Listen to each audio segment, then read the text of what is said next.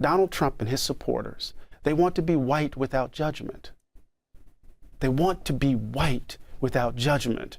And if that's true, if I'm right in that description, that means that history, right, is a battleground, because history, of course, holds them to account. You know, as Malcolm X used to say that as long as you're south of the Canadian border, you're in the South. So we can't exceptionalize that region, right? But I tell the story of Moses Gordon. Moses Gordon was enslaved in in North Carolina by a Quaker slaveholder, Caleb Trueblood. He was manumitted 3 months after the Declaration of Independence. What does manumitted mean? He was freed. The E.B. Du Bois of this era, ladies and gentlemen, Eddie Glaude, him, Dr. Tyson, are some of the ones that hold the voice of history, putting the placeholder in place so that no one ever forgets what a lot of white America wants to write out. And in this video, folks, I'm just going to go through an interview he did with Democracy Now! I highly recommend you subscribe to them as well as him, because we need the young people to really understand what they're trying to hide, because half of the battle is knowing the history you've endured so that you don't repeat it, and that you have cognizant, factual information to make informed decisions so that you can understand how it hurt us the first time and it doesn't happen again. But the fight that we have with white people, a lot of white people want to hide it because they're so afraid that they're going to lose their lofty positions of being in the top. They're going to lose privilege. And in some cases, they will. But losing privilege doesn't mean that you lose equality. And that's what the fuck we're fighting for, that everybody gets a fair shake, that everybody has the kind of level playing field that we all deserve. And what really scares the Trump, Stephen Miller white people, they know that on a fundamental level, their baseline is not as good as the black people and minorities that have had to overcome more barriers than their asses haven't had to overcome, because a lot of shit been handed to them. So in this video, we're going to go through Eddie Glaude, the things he's saying in this interview. We're not going to play all of it because I want you to go to Democracy Now! To get all of it, but we're going to play some snippets. Let's get into it. I'm up early for the dealers come out. Everybody is outside till the killers come out. You ain't eating, you just act full. I'm impactful. Dozen funerals in a month. I got that pull. I will give it to niggas in all rap forms. Ignatius out right now on all platforms. That's right, everybody. You're in the building with the all knowing, all loving, all feeling, all seeing, all powerful, all equitable, all DEI, all woke, all LGBTQ+. Damn all everything sexy as hell host of this channel. That's me, Lamont Tyson, bringing you some more history that has been lost. And Eddie Glaude, nobody does it better than him. Maybe Eric Dyson, I like him too, but these guys are on the same comparable level. And let me just say, please subscribe. And I saw this from Mehdi Hassan the other day.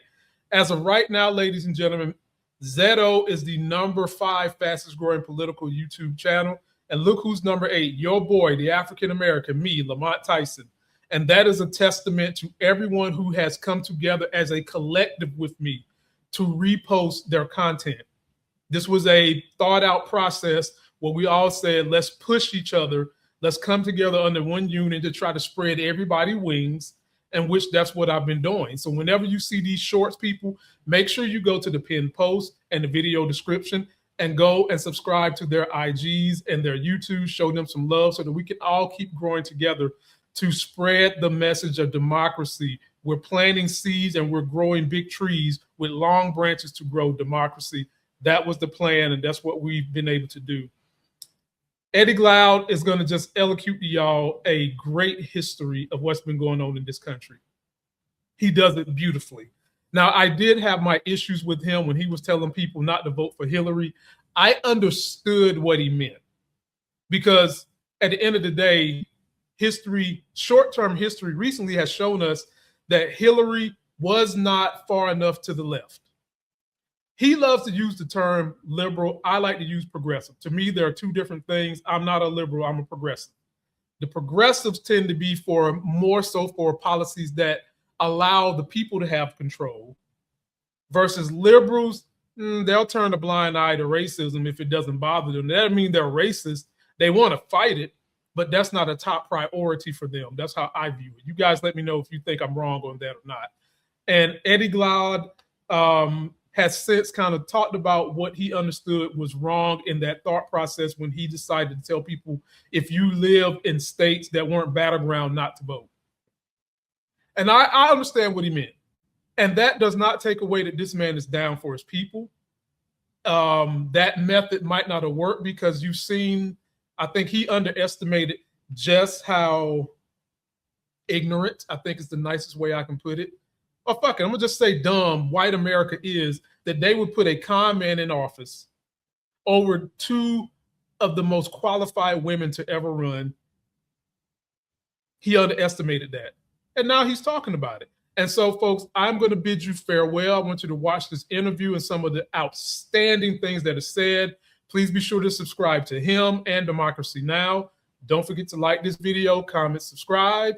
And until that next Sexy as Hell video, I'm going live tomorrow night, Thursday, July 16th at 8 p.m. Eastern with the living legend, historian himself, Larry. Come back and check me out then. Subscribe, share, and we'll holler back at you. Enjoy this wonderful history of Black people. He was freed. Caleb Trueblood, consistent with his Quaker commitments, also with the principles of the revolution. Freed, manumitted. But this colony of North Carolina passed a statute saying that you cannot manumit your slaves without them having served in the Revolutionary War, meritorious service. So for 2 years, Moses Gordon lived as a free man. 2 years later, he was captured, sold back into slavery. Sold, ironically, to the Brigadier General William Skinner, who actually fought for North Carolina in the Revolutionary War.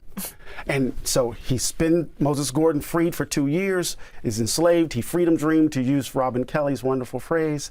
He escaped to Philadelphia. And for 10 years, he lived as a free man.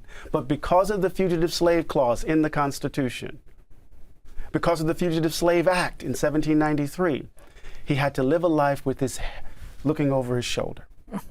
He got married. He had 4 kids, but he was captured, shackled, and was to be extradited back to North Carolina to William Skinner, because William Skinner believed Moses Gordon was a thief, Amy. Why? Because he stole himself. Right? And so this is a story of freedom snatching, right? Because in this country, because of that divided soul we talked about, white Americans finessed the division between America as a beacon of freedom and as a white republic by believing that they are the owners, the possessors of freedom to give and to take away. And so Moses Gordon's story for me in the book kind of telescopes that contradiction, that he experienced freedom, it's taken away, and then on the back of his manumission papers, in the archive at Haverford College of John Parrish, a Quaker abolitionist, Parrish wrote on the back of Moses Gordon's manumission papers, he committed suicide rather than to return to slavery. Freedom snatching versus freedom seeking. Exactly. I'm up early for the dealers come out. Everybody is outside till the killers come out. You ain't eating, you just act full. I'm impactful. Dozen funerals in a month. I got that pull. I will give it to niggas in all rap forms. Ignatius out right now on all platforms.